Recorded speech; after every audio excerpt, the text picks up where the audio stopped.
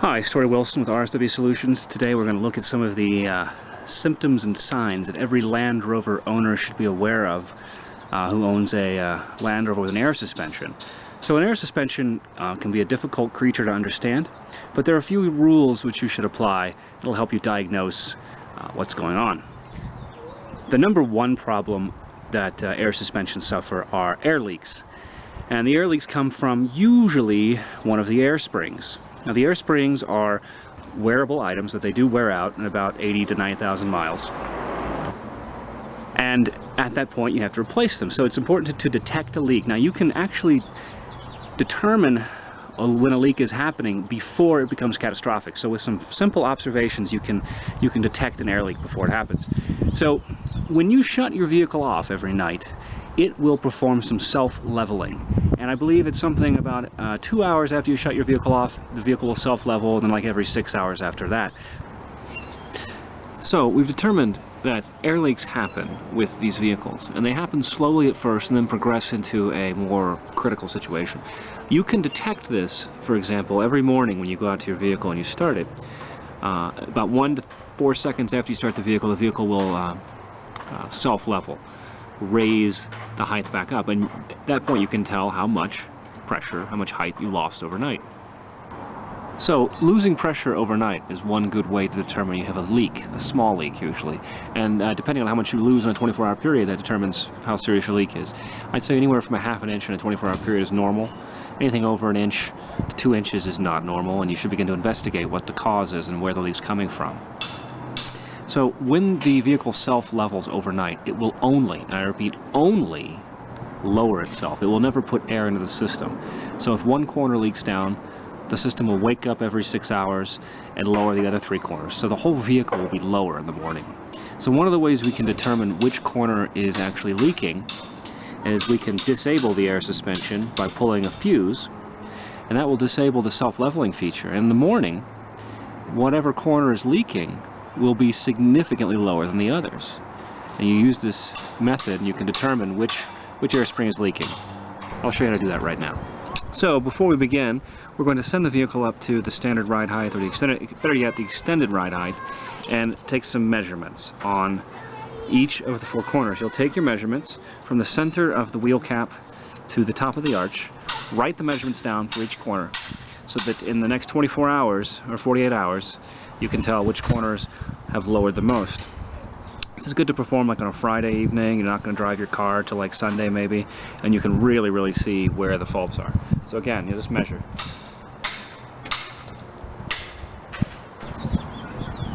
So to identify which corner of the air suspension is leaking, we'll pull the fuse for the air suspension computer.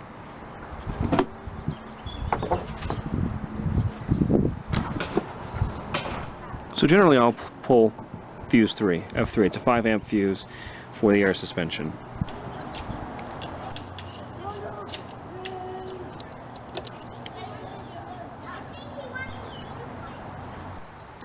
With the air suspension disabled and starting at the extended ride height, we let the vehicle sit for about 36 to 48 hours.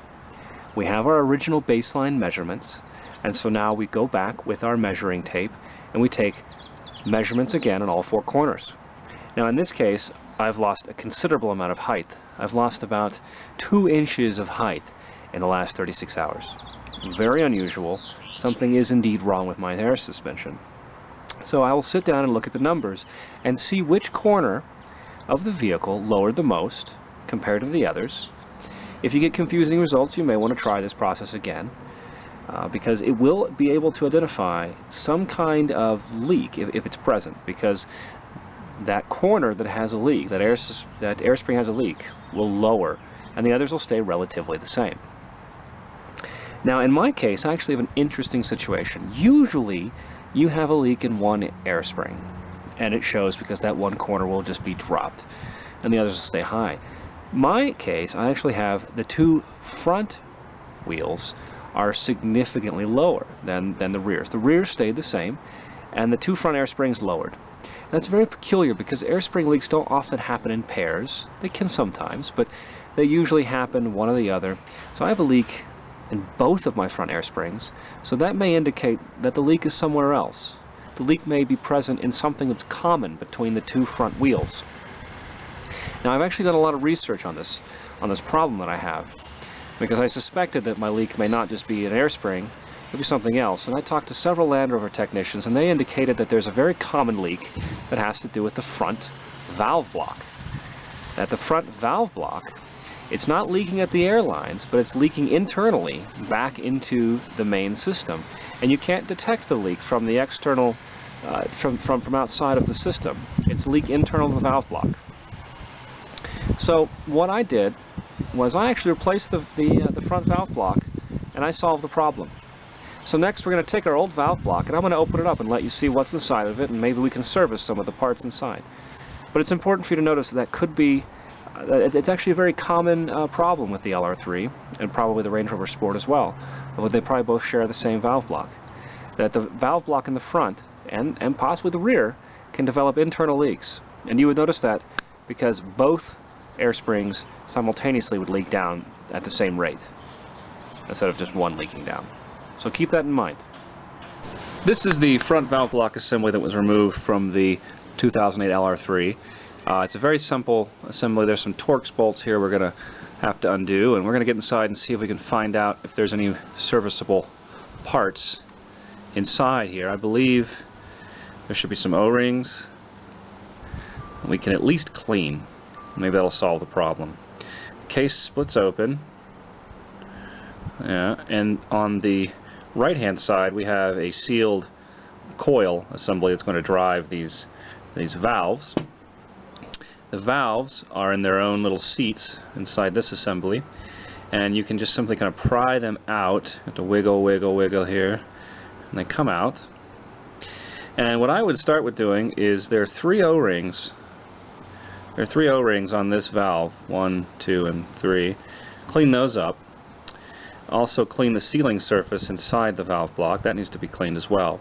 Now we can do some further disassembly here on this single valve, and we'll see what we find. So working with this valve, and again you want to perform the same operation on all three valves, maybe you'll get this working. So we have the valve. I would take off each of these individual O-rings and clean them. Clean the surface they seat on, clean the O-ring itself, clean the corresponding surface in the valve block as well. Now the valve itself appears to push this plastic ring in a little bit and twist it, and it comes off like a retention ring, and then separate the valve from the housing. A little wiggling here. There we go. It's spring loaded. And again, clean the mating surface there.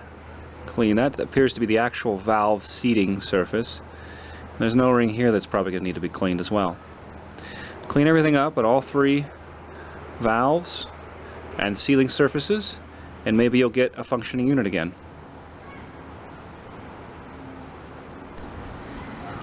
So, we've completed the process. You know, I may have taken on a little bit of a tangent there with the valve block inspection and repair, but that's something that the community of Land Rover owners needs to be aware of, that a leak is not always an air spring. It can be somewhere else.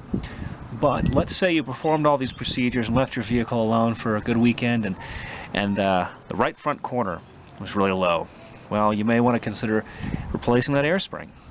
You know, or you may want to consider inspecting the air line that goes into that air spring. But generally, if you've got a vehicle with approaching 90,000 miles and your air springs are original, it's time to replace them. So, you know, you can look at some of my other videos on how to replace an air spring.